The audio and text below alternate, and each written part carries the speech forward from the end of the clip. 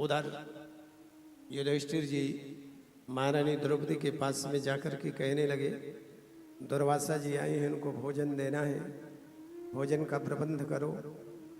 महारानी द्रौपदी जी कहती, मैंने तो बर्तन को, अक्षय पात्र को धो मांज के रख दिया, उससे तो कुछ निकलने वाला नहीं है, मैं प्रबंध नहीं कर सकती। युधिष्ठिर जी कहते, निमंत्रण देना मेरा कार्य था तो मैंने कर दिया, अब भोजन कराना तुम्हारा कार्य है, किस विधि से भोजन कराओगे वो तुम जानो।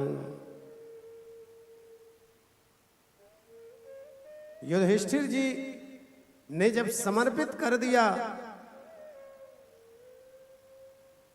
तो महारानी द्रौपदी ने भगवान को पुकारा, हे द्वारकावासी, ओ द्वारकावासिन, हे द्वारकानाथ, आपके अलावा मेरा कोई भी नहीं है, आप कृपा कीजिए। भगवान आ गए, भगवान पधारे। और कैसे पधारे?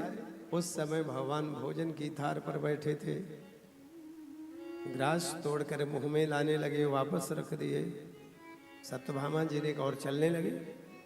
सत्यभामा जी ने कहा, प्रभु आपको बहुत जल्दी पड़ी रहती है, आप कम से कम भोजन कर लीजिए फिर जाइए। तो भगवान कहते, भोजन करूंगा तो विलंब हो जाएगा।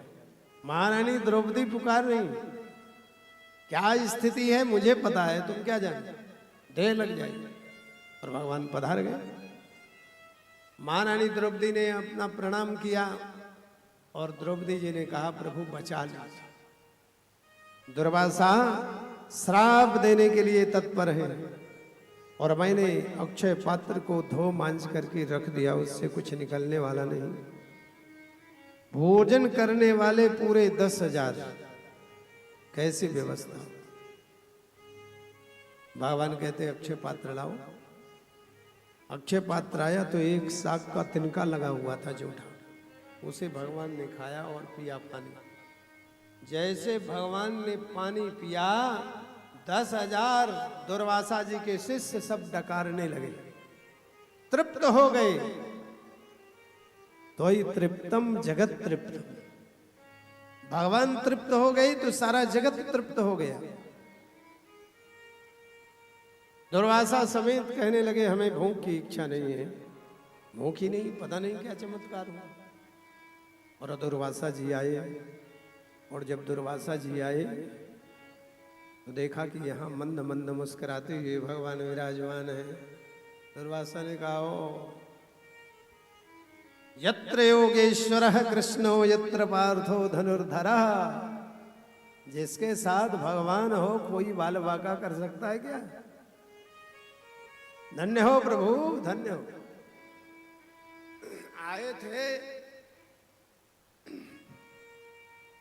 दुर्योधन के कुधान्य ने हमारी बुद्धि विनष्ट कर दी, आए थे श्राप देने के लिए, लेकिन जहां आप हो और जहां आपकी कृपा हो, कभी कोई किसी को श्राप दे सकता है कभी? धन्य हो प्रभु आप, और अपना आशीर्वाद देकर के पांडवों का बाल वांका नहीं होगा। भगवान के आशीर्वाद में ही सबका आशीर्वाद समाहित है।